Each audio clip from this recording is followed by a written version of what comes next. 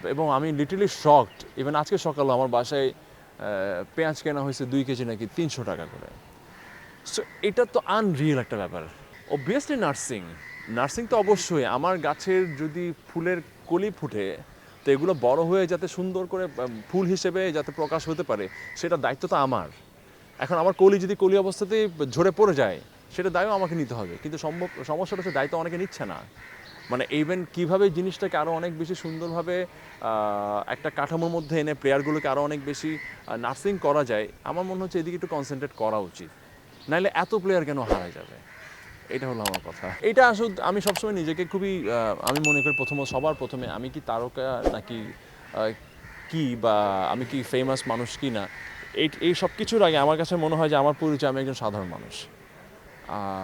এবং আমি literally shocked. Even আজকে সকালে আমার বাসায় পেঁয়াজ কেনা হয়েছে 2 কেজি নাকি 300 টাকা করে। সো এটা তো আনরিয়েল একটা ব্যাপার। এবং লিটারালি এটা নিয়ে আমি টেন্সড। এবং আমি আলহামদুলিল্লাহ যে আল্লাহ আমাকে সেই তৌফিক দিয়েছেন যে 2 কেজি পেঁয়াজ 300 টাকা করে কেনার এখন পর্যন্ত। কিন্তু এটা তো অবভিয়াসলি অনেক মানুষের ধরাছোঁয়ার বাইরে। তাহলে কেন মানুষ যদি পেঁয়াজটাও শান্তিমতো খেতে না পারে, মানে মানুষ কষ্টটা করে কেন? কষ্টটা করে দুবেলা তো একটু ঠিকঠাক খাওয়ার জন্য। এখন সেটা যদি করতে না পারে, তাহলে এটা আসলে সিরিয়াস একটা কনসার্নের বিষয় বলে আমার মনে হয়। এটার উপরে আর কোনো কনসার্ন থাকতে পারে না। আমরা যোগাযোগ ব্যবস্থার উন্নতি করছি আলহামদুলিল্লাহ। আমরা সব কিছু নিয়ে ভাবছি এটাও খুব ভালো। দেশ এগিয়ে যাচ্ছে, এটাও খুবই ভালো।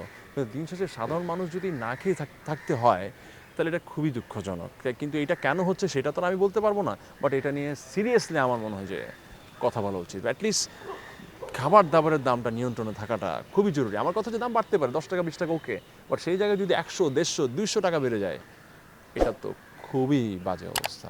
ভাইয়া আমি অভিনয় করতে ভালোবাসি, বিশ্বাস করেন। কিন্তু নাটকে অবশ্যই আমি নাটক থেকে শুরু করেছিলাম। কিন্তু একজন অ্যাক্টর যেটা আছে ডেফিনেটলি সে বড় পরিসরে একটু ডিফারেন্টভাবে নিজেকে ভেঙে গড়ে দেখাতে পছন্দ করবে, এটাই স্বাভাবিক। বাট এটা তো আমার ব্যাড লাক। নাটকে অনেক ভালো ভালো কাজ হয়েছে, কিন্তু আমার হয়তো ব্যাড লাক যে আমি আসলে ভেরি রিসেন্ট খুব ভালো গল্পে কাজ করার সুযোগ নাটকে একটু কম পেয়েছি, বা বড় বাজেটের যে নাটকগুলো হয় সেটা আসলে খুব কম পেয়েছি কাজ করার সুযোগ। তো আমাকে সেই সুযোগটা এখন যখন আমি ফিল্মে পাচ্ছি বা ওটিটির গল্পে পাচ্ছি, সো আমি এখন এই সুযোগটাই নিচ্ছি। এবং আমার মোর লাইক এখন ব্যস্ততা অনেক বেশি ওটিটি প্ল্যাটফর্মের ওয়েব ফিল্ম, সিরিজ এবং সিনেমা নিয়ে। আমি যেহেতু এখানে আমি আমার ক্যারেক্টারগুলোকে খুব ভাগ ভাগ করে ঠিকঠাকভাবে অডিয়েন্সের সামনে প্রেজেন্ট করার একটা সুযোগ পাচ্ছি। সো আমার মনে হলো যে এদিকে একটু কনসেন্ট্রেট করাটা ভালো। সো আপাতত আমি এই জায়গাটাতে একটু কমফোর্টেবল আর কি। না, এটা রিজনটা হচ্ছে কি, আপনি শুধু এটা আমাদের এখানে না, ওয়ার্ল্ড ওয়াইডই সেম। আপনি যত ধরনের আপনি হলিউডের গল্পগুলোই দেখেন না, একটা নির্দিষ্ট প্লটেরই গল্প হয়। একটা ক্যাওয়াস হবে, হয়তো বা পুরো পৃথিবী ধ্বংস হয়ে যাচ্ছে, একজন হিরো এসে এটা সেভ করছে, বা কেউ একজন ট্র্যাপড, ওকে উদ্ধার করার মিশন, অথবা একটা খুন হলো, ওই খুনটা কে করলো এইটা বের করার মিশন। দিন শেষে শুধু আমাদের এখানে না, ওয়ার্ল্ড ওয়াইডই ক্রাইম থ্রিলার এই জনারটা খুবই জনপ্রিয়। মানে ওয়ার্ল্ড ওয়াইড এটা খুবই জনপ্রিয়। সো এখনও পর্যন্ত নেটফ্লিক্সের মতো ব্যাপক মানে ফেমাস একটা প্ল্যাটফর্মও কিন্তু ম্যাক্সিমাম গল্প দেখবেন প্লট কিন্তু সেম থাকে, কিন্তু এক্সিকিউশন ডিফারেন্ট থাকে।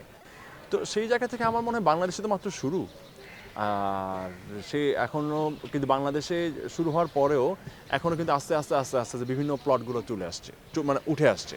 আর একটা সমস্যা হচ্ছে আমাদের এখানে আপনি চাইলেও সব ধরনের গল্প কিন্তু আপনি দেখাতে পারবেন না, বা পারেনও না। এখানে অডিয়েন্সের রিয়াকশনস থাকে, লিমিটেশনস থাকে, বা একটু থেকে একটু যদি আপনি মিনিমাম কন্ট্রোভার্সিয়াল কোনো সাবজেক্ট নিয়ে গল্প লিখতে যান, তাহলে কিন্তু এটা তো কিন্তু পাবলিক রিয়াকশনস বলেন বা সব দিকে মানুষের মতামত বলেন একটু মিশ্র হয়ে যায়, বা মানুষ একটু বিপক্ষেও চলে যায়।